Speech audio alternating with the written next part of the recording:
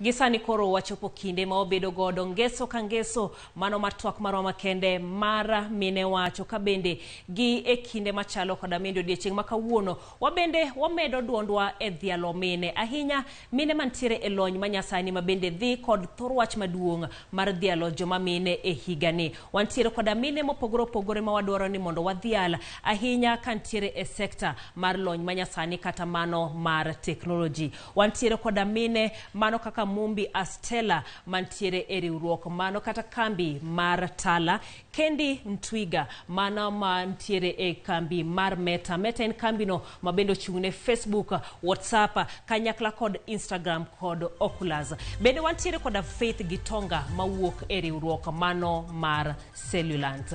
Komachielo bende e mine mamoko en kaka Catherine Muraga mabende en Managing Director e kambi mar Microsoft, Agnes Gidhaya mano Director East Africa e kambi mar Google. Wiwok kod Hilda Mora mantiere ma en jatatije e kambino mano ma iluongo ni Pezesha.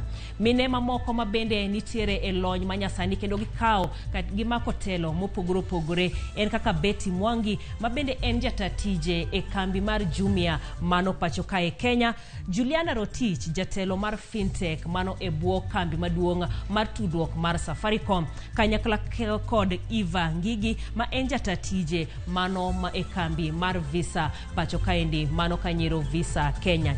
Kanyakla bende Sally Kimeu mawuok e riwruogno mar Cisco East Africa, Sharon Karuga ma en jatelo mano mar kambinoero mar World Remit gi oro omenda e pinje mangima ka bende otelo ne East and Central Africa, kod Rose Muturi ma en Director mano mar Branch International. Gin mene e pewe mopogore opogore e weche mag lony manyasani ka gimako telo maka kod kacha. Mano bende kaluwore koda twak ma wantiere godo odhiambo masani ma bende wang'iyo wechego mago maga joma mine mantiere e lonya manyasani.